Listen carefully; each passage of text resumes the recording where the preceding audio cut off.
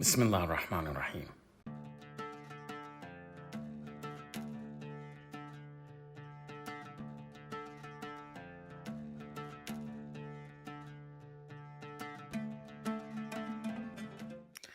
Salam, hello, peace to you all, and welcome to the Adnan Hussein Show. We've got a really special episode. I'm so excited today. Of course, I'm Adnan Hussein, director of the School of Religion and Medieval, Mediterranean, and Islamicate historian at Queen's University. And as listeners to the show and followers of the channel know, we talk a lot about religion and particularly Islam in the Middle East. This is really a wonderful opportunity we're going to have to really talk about that issue and the way in which it has been received and how scholarly knowledge and portrayal and representation of Islam has operated in our culture. And to do that, I have probably the best guest possible, Reza Aslan, who probably needs no introduction to you, but you all know that he's an acclaimed writer and scholar of religions whose books include the work that we're going to be discussing principally today, No God But God, The Origins, Evolution, and Future of Islam, which is in its 20th anniversary edition. But he's also the author of numerous other really interesting works, including Zealot, The Life and Times of Jesus of Nazareth. Perhaps we'll touch upon that. And also God, A Human History. Reza, it's so wonderful to have you on the show. And thank you for your work and for making time to discuss it with me today. Oh, it's such a pleasure, Adnan. Thanks for having me. I'm really excited about this conversation. Likewise. Well, maybe just to start off, although many people are familiar with your work because this book in particular was a bestseller. Zealot was also a bestseller. So people, know about the range of things you've done, but perhaps it would be useful for people to know, how did you come to be a scholar of religion? What were the kinds of motivations? What brought you to religion in particular? Yeah. I get this question a lot. There's obviously a personal aspect to it. I grew up in Iran. I left, my family left in 1979 during the Iranian Revolution. And so that always kind of burned into my psyche this fascination with religion and its power to transform societies for good and for bad.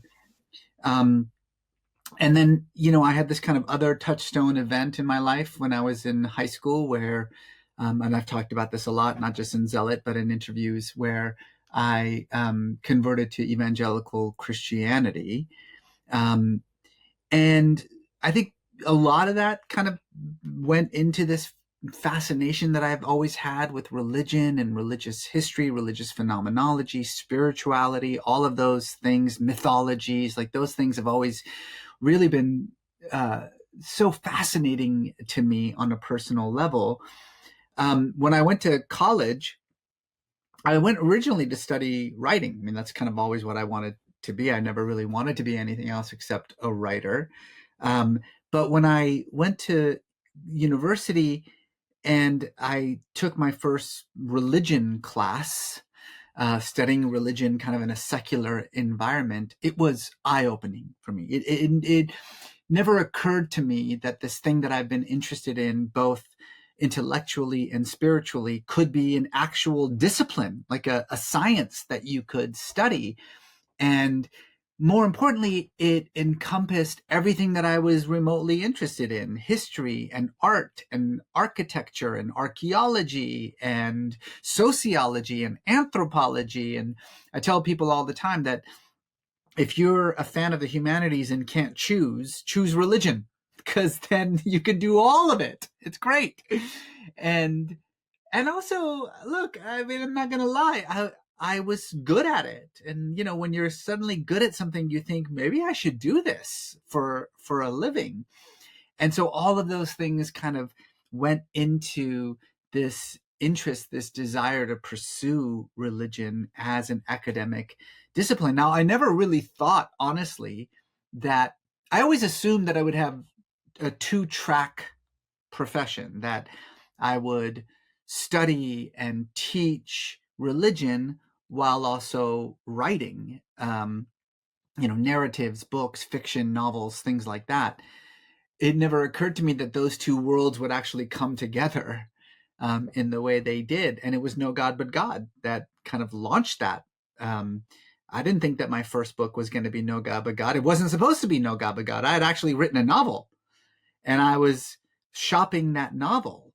And I had a, particularly forward-looking literary agent who asked me if I had any other ideas for books. And I said, well, sure, I've got this idea. One day, I'm going to write this introductory text on Islam. And it was 2003, 2 years removed from 9/11. And she heard the word Islam, and I don't think she heard anything else after that. That's all she heard, and said, why don't we do that first? And then the rest is history. Wow, that is so fascinating. But firstly, I have to, as a head of a religious studies department, I'm going to clip out that remark that you made, that if you don't know, you're interested in the humanities, take religion, because that is music to my ears. And I think you're absolutely right, because if you look at, what are the sources for human cultural history, for up until very recently, almost all of it was dominated by some component of religious culture Yep. itself. And so it's Yep. really hard to actually study, anything before, say, the Enlightenment era in Europe, without it having some relevance to religious culture, whether mythology or devotional culture, piety, religious art, and so forth. So I think you're absolutely correct on that. But I did want to, it's so interesting about the enthusiasm of your editor in that moment, because it was obviously an important topic of the time. And so, um, we'll get into some of the, discussions that you had, the arguments that you make. And I really have to say that when we get into that, I really appreciate that you had a particular and unique take. But perhaps you might want to talk a little bit about that context, um, of the work in which you were writing, and trying to explain to an audience that was, had a lot of other images and Yeah. ideas about Islam in their mind. So, like, what was that like? What were you trying to respond to in particular? How did you go about doing that? And anything you might say about the reception to the work 20 years ago? Yeah.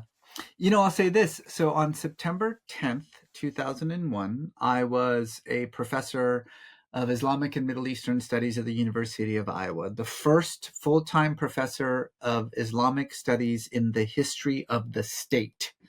in September 10th, 2011. And I was teaching an introductory course on Islam. Introduction to Islam is what it was called. And it had, I think, 17 students in it. On September 12th, it had 240 students in it. So right then and there, I thought to myself, I think there might be some interest in this topic. And of course, for those of us who remember, and it is weird. It is weird. Like, I mean, you're a teacher, I'm a teacher. Like, my students have no connection to 9/11 whatsoever. They talk about 9/11 the way that you and I talk about Pearl Harbor. Like, it means nothing to them at all. And yet, for those of us who lived through it, particularly those of us who are Muslim and who lived through it, um, it was like a earth-shattering, world-altering, history collapsing event. And I think particularly for young Muslims at that time, we were being bombarded with all of this misinformation from every corner about what Islam is and what Islam isn't. And I think for a lot of us, we were thinking to ourselves, that's not what it is. That's not what I think it is. Am I the one who's confused? And I had this interest, this desire to take the craft of writing that I had been trained in, right? I wanted to be a novelist, and to take that training and my scholarship as a scholar of religion, and to provide a book that would be appealing and accessible, and that would not so much counter the arguments that were being made for and against Islam at that time, but would simply have this one really simple yet profound argument, which is there's nothing that weird about Islam.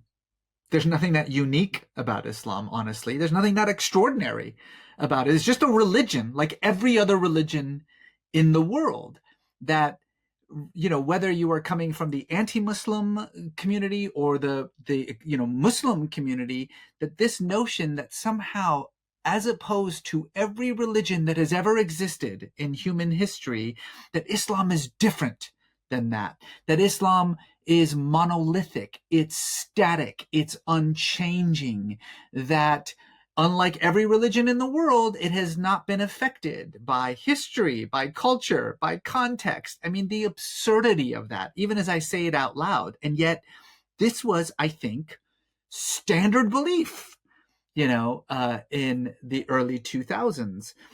And I think that's what was probably the most revolutionary aspect of this book. Wasn't just kind of the accessibility and all of that stuff. It was just sort of this simple argument that stop talking about Islam as though it is somehow different than every other religion, and start thinking about it as intricately a part of the story of religion, a story that is 100,000 years old, and that it has the same hallmarks, the same influences, the same eclecticism.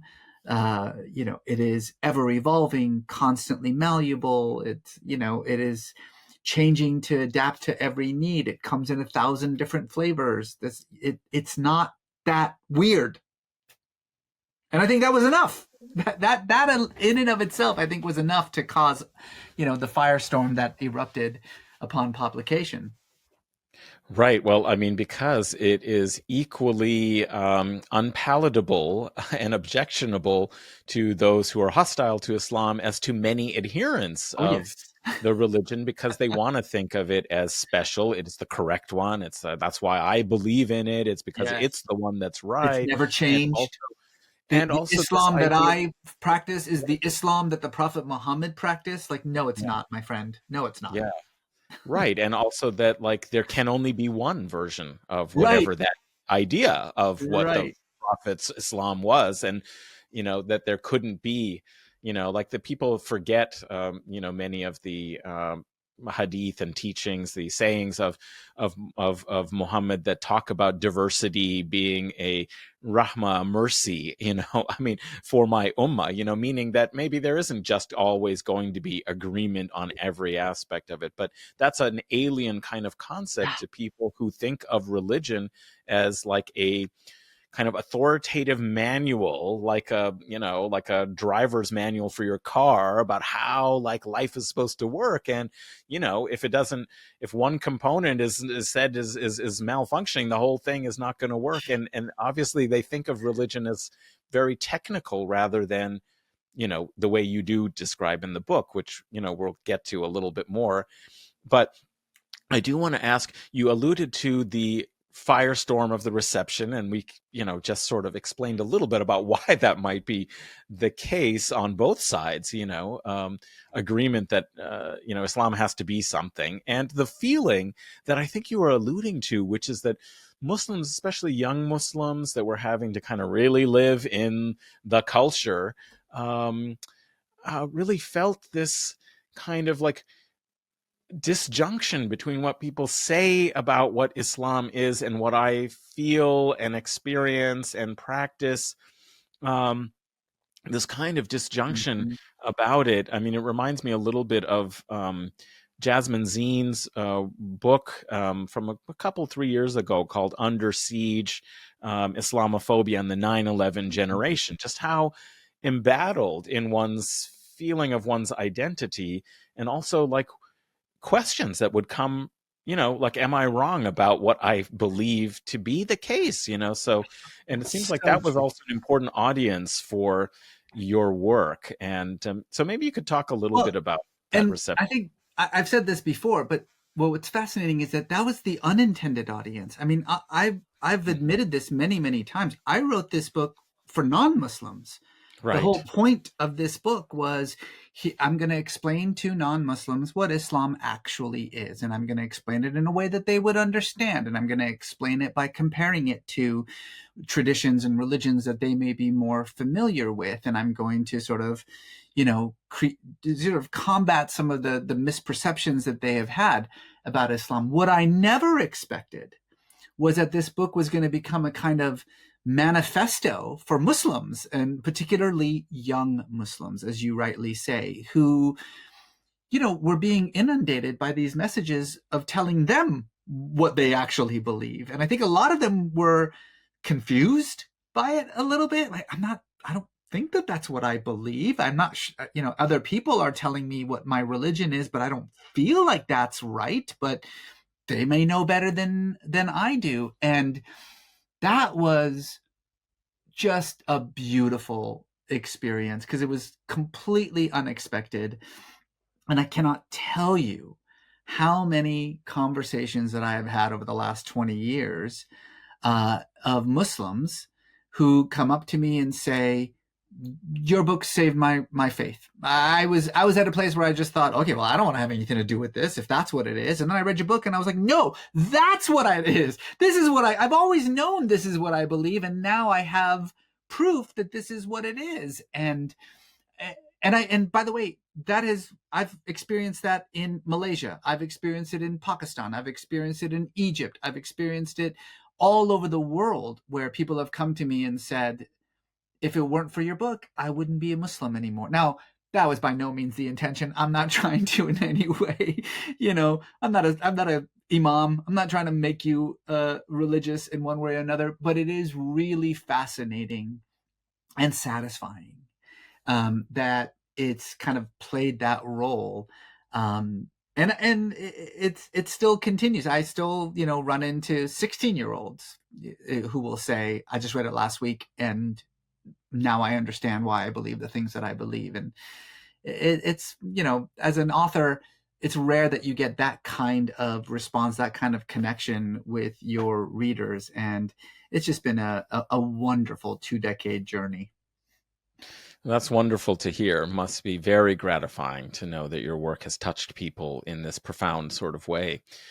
So I feel bad about asking about what's so, about, because clearly it was also meant to intervene in a lot of misinformation and misunderstanding about Islam. That, like, 20 years later, I wonder how you feel about the necessity of the new edition, Mm. and also whether, because I think it's a great book and obviously did a lot.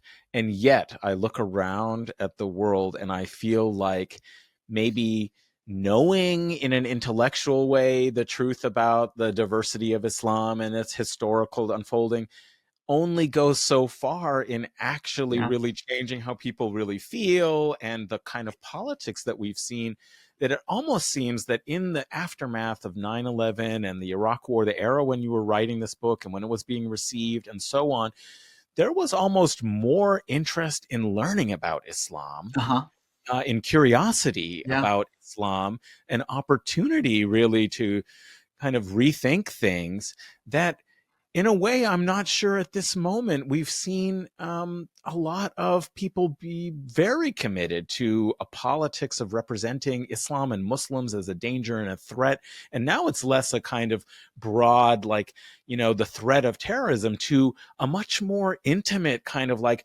we feel our whole way of life is at risk if we have these people who are foreign and alien and different from us. And Islam is a uniquely kind of like subversive and undermining, kind of practice or religion, that it's kind of become, much more about like some kind of intimate sense of Western identity that Mm. feels at risk. So I'm wondering, like, how you, parse those contexts for all the great work that it may have done in certain Yeah. constituencies. is what's going on there, and how did you try and maybe reflect on this when you were putting together revisions and things for this 20th anniversary edition? Well, it's funny. When the publisher, brought up this point, they were like, "Hey, been 20 years. This book is still selling really well. Let's do an updated 20th anniversary edition. Here's the text. Do you want to go through and maybe update a few things here, maybe change a line here or change a sentence there?" I hadn't read it in 20 years, and so I read it. And I have to be honest with you, I was a little taken aback by how optimistic I was about the future. Yeah, there's so much optimism just dripping from this book. And 20 years later, I read it and I thought, geez, I mean, I don't know if the world is any better now than it was 20 years ago. It's probably way worse for a lot of other reasons. And so the kind of, do you want to update a few things, ended up being, I rewrote some third of the entire book. I mean, literally just rewrote it. There's probably 5,000 brand new words in this book. I rewrote so much of it that it screwed everything up, and they had to do a whole new audio version. They had to, it's basically it's a rewrite. That's really what it is.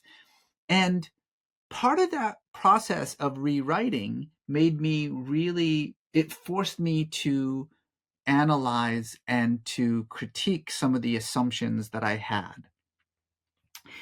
And one of those assumptions was kind of like you rightly say, that if I could present information, knowledge in an accessible and entertaining way, it will go a long way towards battling the bigotry that is so prevalent in North America and in Europe when it comes to Islam and Muslims. And I don't know. I mean, I'd like to think that it's played some role in that. The book has become required reading in almost every military academy in the United States. That can't be bad. Like, that's got to be good. I mean, it's become sort of required reading in the diplomatic circles. That seems like it could be useful. And as I say, it's, it has been adopted by a lot of interfaith groups in, those kinds of communities, young people. It's a standard text nowadays in universities, which is nice. But has it created a less Islamophobic society? No, it hasn't. And I've really been thinking about this a lot lately. And I actually wrote a little bit about this over the last decade. It made me really re-examine what it means to combat bigotry, because for so many, particularly of us sort of liberal intellectuals, right, we like to always say that, bigotry is a result of ignorance. So all you need to do if you're confronted with bigotry is combat it with information. And if you combat it with information, then the bigotry goes away. And even as I say that, I can see you laughing, because it sounds great in theory, but it's absurd. It's fundamentally false. Any psychologist will tell you that it's false. Bigotry is not the result of ignorance. Bigotry is the result of fear.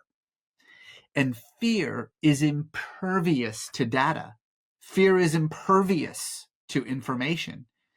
Right? No amount of information that I give my daughter is going to convince her that there's not a monster in the closet, right? Fear can only be combated in one way, and that is through relationships, through the hard slog of getting to know another. And so partly, I think, if we can talk about the decline in Islamophobic opinions in the United States, and there has been a decline since 9/11. There's no question about that. Partly that has to do with the fact that we are getting more used to seeing Muslims in the public sphere. I mean, a Muslim just became mayor of the largest city in America.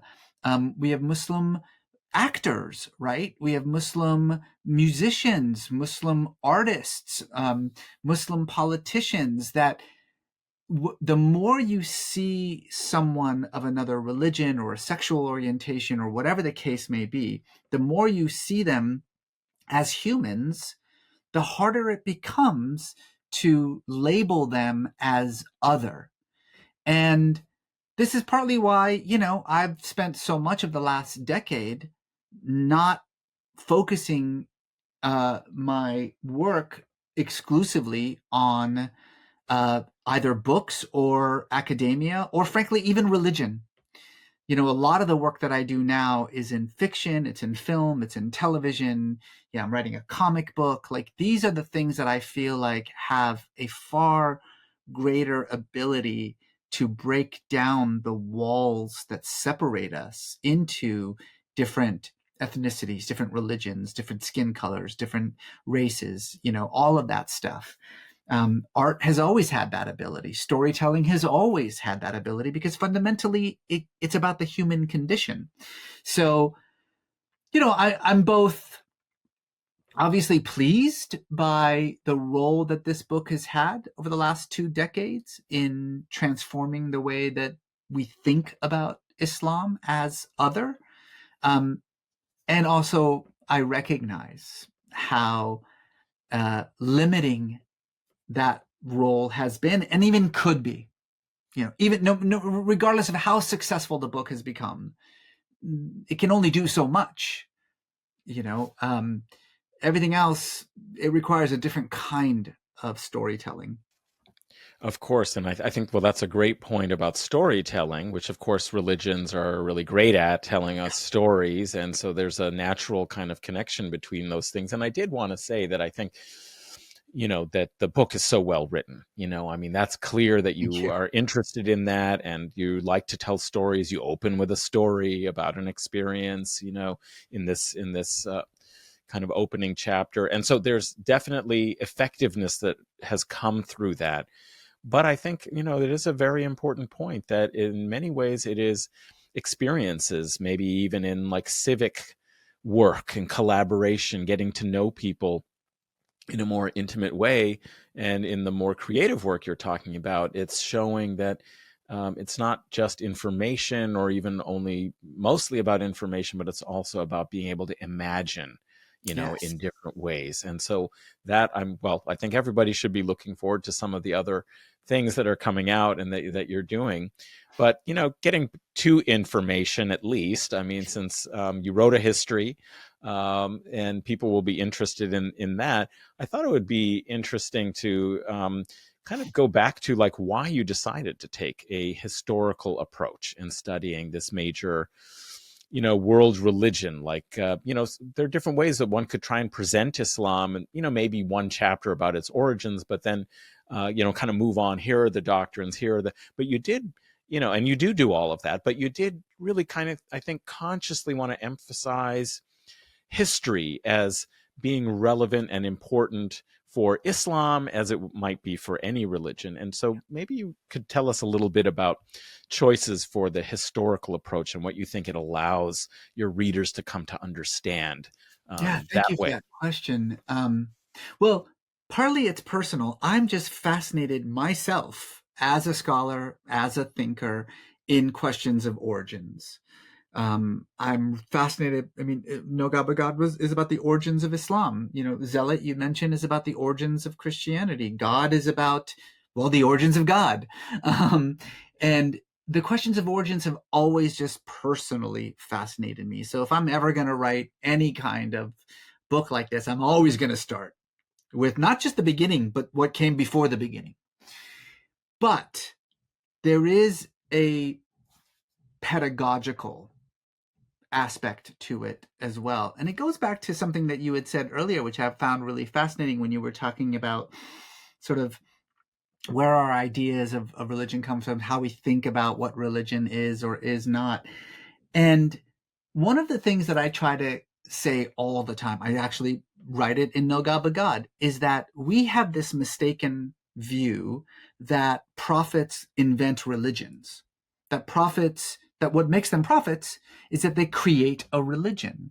And that is incredibly unhistorical view. Prophets don't create religions. Prophets reform the religions out of which they grew up. Moses did not invent Judaism. Like, Moses was probably a Yahwehist, a follower of this very enigmatic and barely known deity that existed in the Sinai. And he used that, he reformed it and married it to the concept of El, and there we get, Judaism out of that. Jesus didn't invent Christianity. Jesus was a Jew preaching Judaism to other Jews, right? The Buddha did not invent Buddhism. The Buddha was a Hindu, right? He was a Hindu reforming Hinduism. That's what he was doing. And the Prophet Muhammad was not a Muslim. Muhammad did not invent Islam, right? In fact, most historians, myself one of them, think that probably no one called themselves Muslim or called this thing Islam until long after Muhammad's death. That's not what it was called, right? That's not how they understood themselves, as this kind of absolutely brand new religious movement that came out of nowhere. No, this was a Judeo-Christian, more specifically Hanif, complicated, read the book, you'll get it, reform movement. Prophets are reformers. And so the only way that you can truly understand that is to go back, right? To truly understand the world out of which these religions arose. Because prophets don't just show up in a vacuum, right? Every prophet, no matter how divine their message, lived in a particular time and place. So if you want to know who they were, what they meant, you should probably know about their time and place. And so I think that, to me, was very important in starting the book where I began, which is like 200 years before the Prophet Muhammad was even born, so that you understand that the ideas that he is espousing didn't just come out of nowhere. They came out of this milieu from which he arose. And of course they did. And by the way, that doesn't make it any less divinely inspired. It doesn't make it any less profound. On the contrary, if you ask me, it makes it even more profound that they were able to look at the world in which they lived and say, I can think of a world that's better. And this is what's better. And then it works. And it's the second largest religion in the world. That, to me, is far more impressive than, a cipher that, just sort of lives in a complete cultural and religious vacuum, and just comes up with something brand new that's never been thought before. Right. I mean, if it really was, people would not know how to react to it. I mean, there would 100%. You're so right. Right? If it really came out of nowhere, it wouldn't have worked. It would, yeah. I mean, this is something, I think is very important. And certainly when I teach, early Islamic history into the medieval period, I try and emphasize to people that there's a different narrative that one can look at, which is that helps explain, the success of Islam, is that it fit into the horizons and the needs and the kind of religious aspirations of the people who encountered it, enough that they were like, okay, yeah, that could make sense to me. That's If right. it had been something completely different and imported and had no relationship to the cultural conditions and social environment, it would have been like anybody standing up somewhere in like a speaker's corner in Hyde Park in London, having all kinds of ideas, and nobody pays any It attention. wouldn't have worked. Yeah, This yeah. is, and by the way, for those who are listening and thinking to themselves, well, I don't see how that's true. I'll give you a perfect example. The Prophet Zarathustra. The Prophet Zarathustra, who preached in, probably sometime, we're not sure, but sometime around the first millennium BC,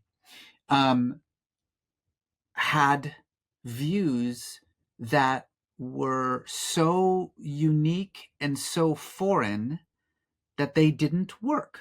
For instance, one of his beliefs was that there was only one God. That was very hard to wrap your mind around when there was no such thing as monotheism at the time. So by the time he died, the idea that there's only one God, monotheism, became there's actually two gods, dualism. And that's what Zoroastrianism is to this day. It's a perfect example. It doesn't work if you try something that's just completely foreign, completely new, regardless of the truth or the untruth of it, people don't know what to do with that. And so they transform it into something that makes much more sense to them. Right, right. Excellent example. So, thinking about like what, if you take an approach to normalize Islam as a major religion that developed over time and in a set of contexts, rather than just sort of reducing it to some kind of narrow theological kind of abstracted position, as these are its beliefs and that's always how it is. How do you talk about like questions of theology? Because I think you do a really successful job here talking about three, I would say, kind of key components of what we would think of Islam has expressed itself through or in different facets. One, the question of Islamic religious law and its Mm-hmm. whole development. Secondly, theology, this question of belief, and the range and variety and how that built upon some kind of historical context. And then something I appreciated so much that you also included as a major component of Islam, which has, I think, typically been ignored because of what's happened in modernity. And we'll talk a little bit about that. But this way of making any spiritual or mystical devotional orientation, Sufism, almost like the Orientalists sort of kind Yeah. of characterized as, oh, that can't really be part of Islam. It's just some, kind of derivation from like other sources, Eastern, mysticism and wisdom, or Eastern Christian. And of course, there would be historical connections, but to make it seem as if it's not an important part for such a long period of time for Yeah. vast majority of Muslims. So I wanted those three, what you were trying to do with identifying these and what you had to say about those in your book. I'm really glad you bring up the Sufism chapter. That's everybody's favorite chapter. Everybody's favorite chapter is the Sufism chapter, which I think really says something about the sort of human condition and this longing for transcendence that is endemic to who we are as human beings. I say this all the time. I am not a theologian. I'm a scholar of religions. And I think for some people, they don't understand the difference between the two. A scholar of religions is someone who studies religion. A theologian is someone who studies God. And, but it is obviously quite difficult, to talk about religious history without dipping your toes into questions of theology. And in particular, when you're approaching questions of religion from a position of faith, which I am. I'm a person of faith, and I'm also a scholar. And so, a lot of my work is about bringing those two aspects together, being able to uh, critique a religion, to analyze it through the lens of history, while at the same time taking it seriously as a profound expression of this human desire for transcendence, right? And as a fellow scholar, you know that that's unique, right? That most of our colleagues study religion the way that a biologist studies, cells. Like they just kind of look at it through a microscope. But isn't this interesting? The weird things that people believe, isn't that fascinating? And that's not how I am. I take belief seriously, but I'm also quite critical when it comes to my study of religion. But when you do that, when you approach the academic discipline of religion from a position of faith, then it allows precisely for what you are saying, right? It allows for just simply taking faith seriously, allows for a depth in the conversation, in the investigation um, of religious language, religious phenomenology, religious history that sort of breaks through the surface, the shell, if you will, and really gets to the heart of the matter, which is, as I say, this evolutionary impulse that our species has to strive for that which exists beyond the material realm, right? And to take that seriously as part of the human condition. And it's really, that's all it really takes, right? Um, and I think for a lot of people, both believers and non believers, I think they appreciate that, right? Uh, I've said, one of the most satisfying parts about this book was the way that it was adopted by Muslims. But another really satisfying part about it is the way that atheists, right, materialists, people who don't take religion seriously at all, um, really have come to this book and a lot of the religion books that I write have come to it from this place where not only do they appreciate the kind of critical examination of religious history, but they actually come to appreciate the compassion with which I write about belief itself. And it kind of tempers some of the sort of instinctual uh, uh, criticism or just this kind of thing that sometimes exists amongst non-religious people or even anti-religious people. This kind of desire to kind of make fun of or just dismiss as the product of an irrational or diseased mind the idea that a person could possibly believe in any of this. And I think that the breaking through to that community is probably the thing I'm most proud of as a writer and a thinker of religions.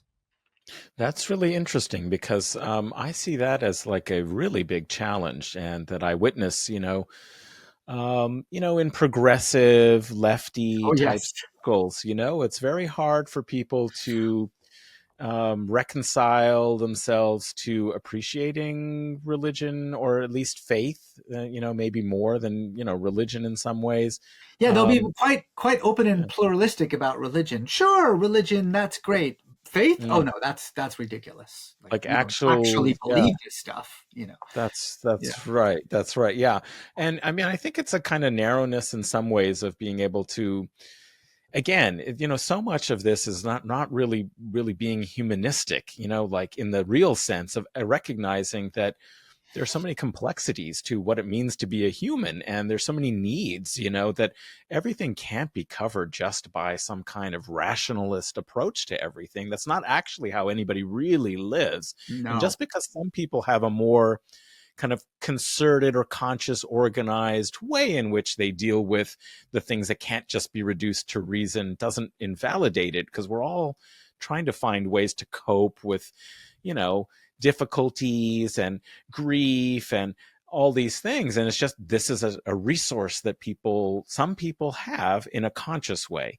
So I think that's very important work in some sense, if you've been able to reach people, to give them more of a sense of what might be at stake for people in faith, that shouldn't just be dismissed.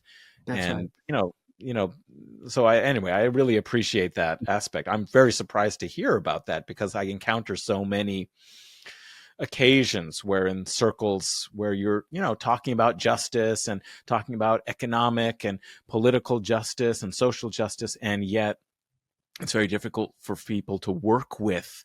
And people, others who are people of faith, they just see that as inimical somehow to Right. the project. Yeah. Yeah. Yeah. Yeah, and Fascinating. I think Well, that's why I always, when I talk about faith, I always talk about it in its kind of like biological sense, in its evolutionary sense. It's hard to kind of convince somebody who believes that nothing exists beyond the material realm that there's even a reason to strive beyond that. But if you do it through the language that they already accept, then it opens up all kinds of avenues for connection and discussion. Oh, that's great. Well, I wanted to come because you're being very generous with your time.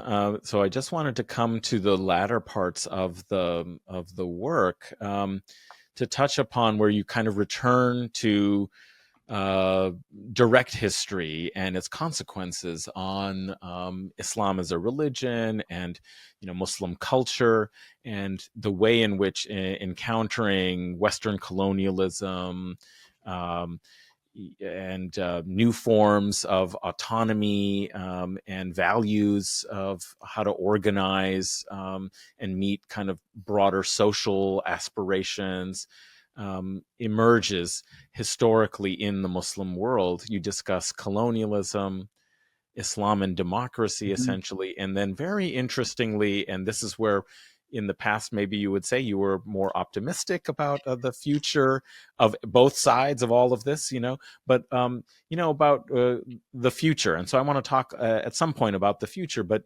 you return to history. What did you think was very important um, to analyze and to represent about how colonialism, for example, has had serious consequences on the shape of modern experiences of Muslims and of the religious movements that have emerged? Yeah, it's funny because it always comes back to colonialism, and I don't want to sound like that guy, because that guy. Um, but we're talking about an era in which 90% of the world's Muslims lived under direct colonial rule. I mean, just wrap your mind around that for a minute. So to pretend that the colonialist experience, which was explicitly defined as a Christianizing mission, I mean, that's the thing that I think sometimes gets lost, that colonialism, yes, it was presented under the guise of a civilizing mission, but civilization meant Christianity. That's what it meant, explicitly, not sort of implicitly. Um, and then the not, perhaps even more importantly than the colonialist experience was the end of the colonialist experience, the way in which colonialism came to this abrupt end at the end of the Second World War and left behind these absolutely shattered communities, these shattered societies that had spent 2 centuries or more being attacked and stripped of their cultural and religious affiliations, and then we're surprised that in the latter half of the 20th century there was all this tumult and political chaos in these decolonized lands. And as true quote unquote Westerners, we blame them for that political instability, because we wipe our hands clean of any influence that or responsibility that we may have had in that tumult. And then all of which, of course, culminates with the attacks of 9/11.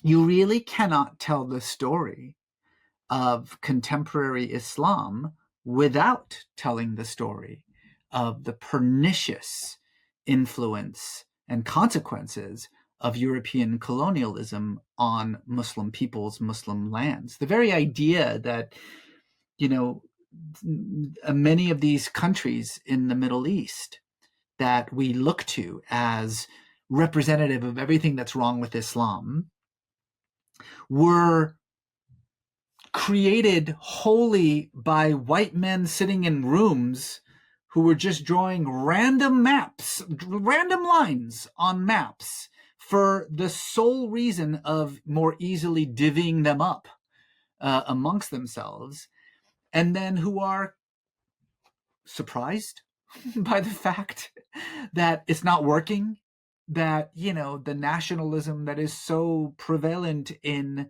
the UK doesn't seem to exist in Iraq. So there must be something wrong with Iraq, and the thing that's wrong with them isn't that it's a fake country created by Winston Churchill.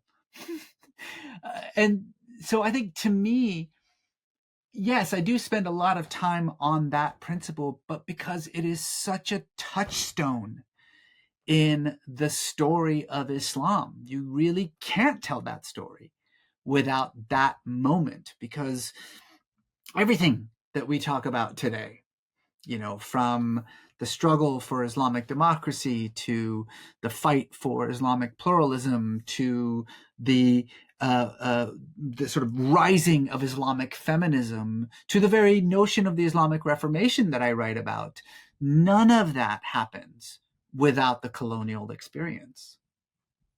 Yeah, that's right. And I think that does flow, very nicely to talking about some of those kind of questions about um, Islamic pluralism, democracy, how these can be integrated, what the tensions were around them, and the consequences of this era of colonialism. Because if you look at the modern Middle East, I mean, so many questions of sovereignty, were secured really by kind of military style revolutions, Yeah. in response to the suppression of democratic politics in the colonial era.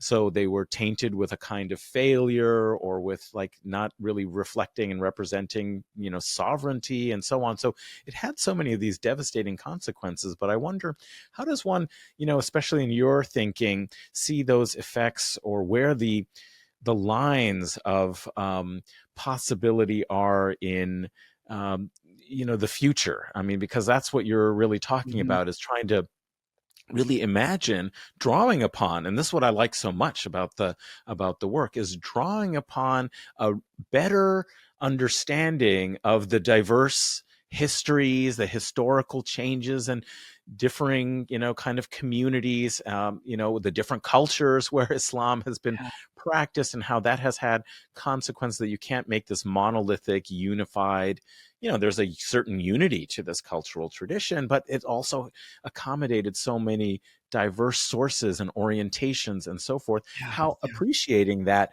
might be relevant for contemporarily being able to have more comfort with pluralistic approaches, for a you know an open future for Yeah. Islam relevant in people's lives and in their relationship to the world. So I wanted to like ask you about That's that. a good question. Here's what I would say is that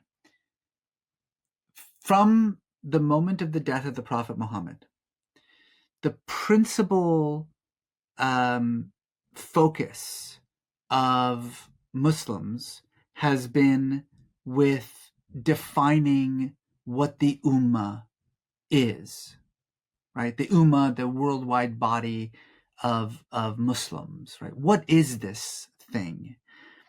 Is it an Arab ethnicity? Because that's what it was. When the Prophet Muhammad died, the Ummah meant Arabs. That's what it meant. And then, you get to like the 700s and it's like, okay, fine. It's not about ethnicity. It's about belief. Okay, but what kind of belief, right? You have this sort of major division between, Sunni and Shia, and then of course all the micro communities that come around there. So what is the Ummah then? And then maybe it's empire. No, the Ummah means empire. That's what it means. So that's how you define it. And then the empire collapses. And it's like, okay, no, the Ummah is the caliphate. That's what it is. Okay, nobody really takes the caliphate seriously. It doesn't mean anything to most people. And then it goes away. Okay, so then what is the Ummah? No, the Ummah is the nation state. That's what the Ummah is. Well, what the nation state is a foreign concept that was forcibly pressed upon people who had no notion or idea or really, frankly, interest in it. What is the Ummah? What is this thing? And in many ways, the conflicts that we see, not just between Islam, Muslim and non-Muslim, but more specifically within Islam itself, is predicated on this idea of what is the Ummah, who gets to be a part of it. That's the first and most fundamental question.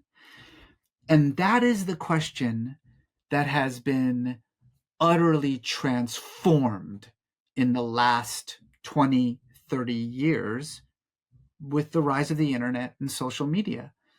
Because, and this is, by the way, not just an issue with Islam, it's an issue with just religion in general. Think about it this way. For much of the last 200,000 years in which Homo sapiens have existed, the definition of community has been the people around you. That's what community means. Your community is the people who are physically around you. That has been the definition until the last 20 years or so. Now, community and the concept of community is no longer geographically bounded anymore.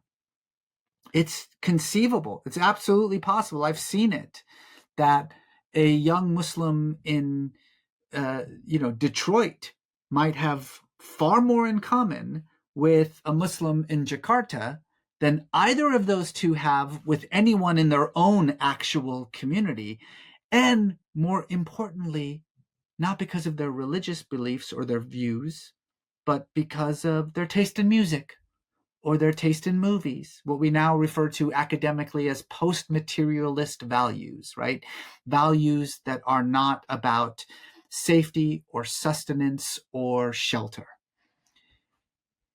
This is revolutionary.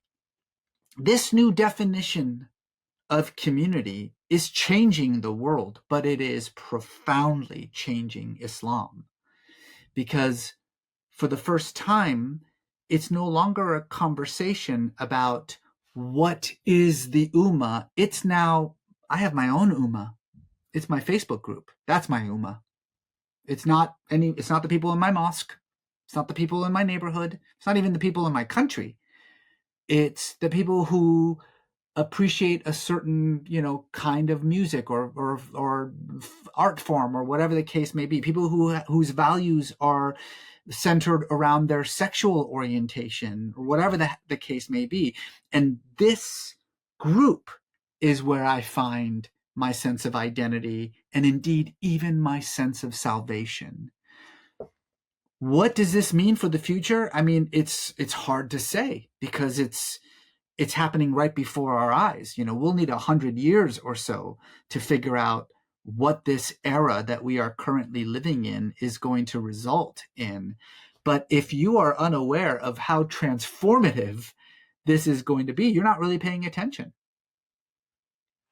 Well, I guess what's interesting to think about how, the kinds of social and cultural groups that can form as a result of social media and interaction, how do they bear upon religion and religious identity? Because there is something at stake in some sense of the universal. You're right that the ummah could be redefined, but usually it's kind of a kind of universalist sort of like concept, at least in the abstract, and that the social media in some ways may create the possibility not just for micro communities, though those are clearly forming, but also more of a sense of being able to be connected with this broader kind of geographically expansive and culturally diverse.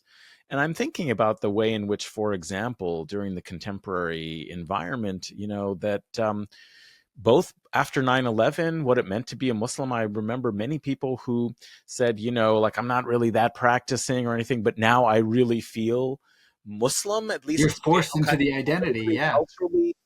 And I think also what we're seeing, over the last couple of years during the course of, the question of Palestine and politics has become one that, is something that people can connect with, both what's happening there, but also just broadly through social media with like a a question of what it means to be part of the ummah, is to like care about, Muslims, all over the world, or, this kind of thing. So I think there is a tension both to the micro of what you experience in Mhm. like-minded people that you discover in social media, and at the same time an imaginative kind of space that's very different from what it was like with conventional and national media and national identities, Yeah, uh, in eras past, when you didn't have the facilitation of an imaginative interlinkage, that was, the horizons were somewhat limited. Maybe in the abstract, you'd say all Muslims, but how did you actually know or feel like you were connected with all Muslims? Well, now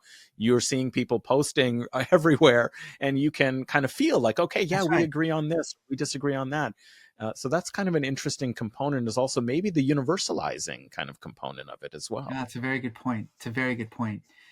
Yeah, it's again, I think it's so fascinating to be living through this era, and being aware of these seismic changes that are taking place, not just in the definition of community, but also in the dispersal of authority, in the notion of, you know, anyone anyone with a social media handle now, anyone with a TikTok account can become what I call the cyber mufti. You have no religious training whatsoever, but I've got a million followers, so I've got way more influence than your imam does.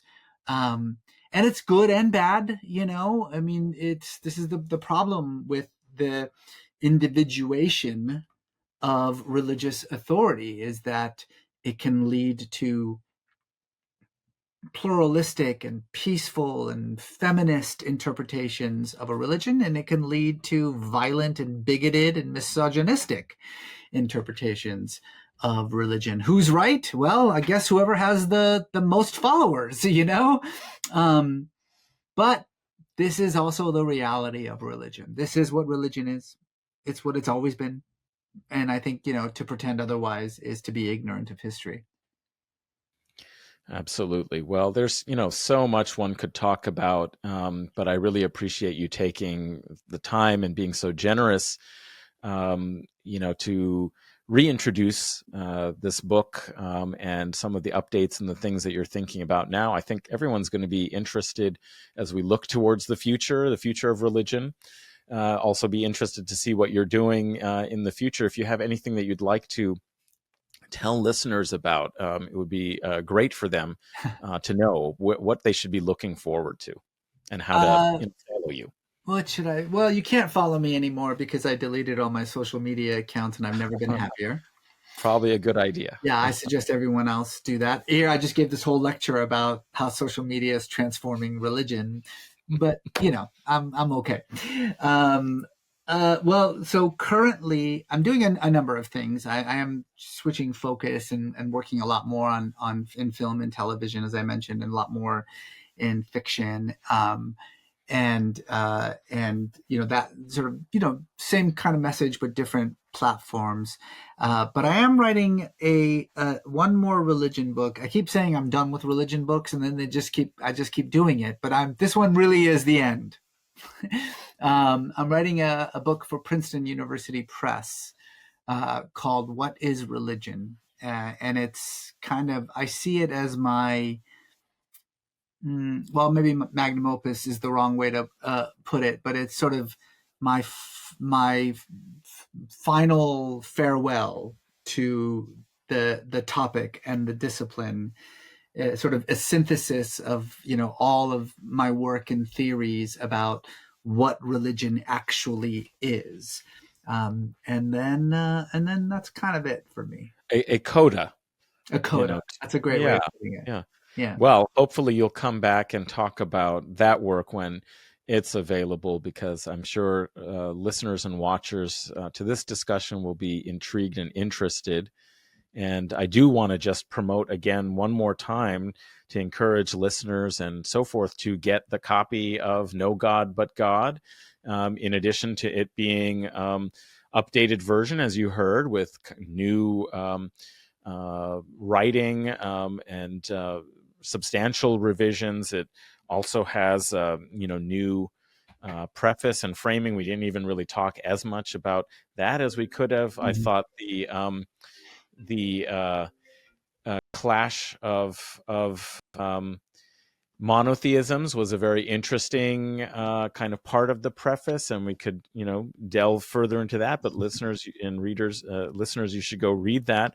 But it also has a very substantial study guide, in the back, which is Yeah. really helpful for people. Yeah, that was great. That was a last minute idea. Was to include this study guide had existed, and you could get it separately, but to include it in the book was I think really a nice little addition. Yeah, yeah. So, it's worth, if you already have a copy, it may be still worth getting the 20th anniversary edition. I know many people out there have a copy because it was a bestseller.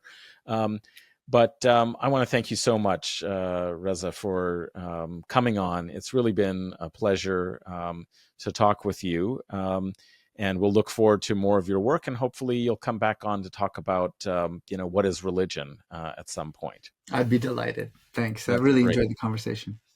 All right. And listeners, if you're interested in some of these religion kind of aspects, I do want to just tell you about my series on the names of God that I do with a colleague and friend, a psychologist, Mark Applebaum.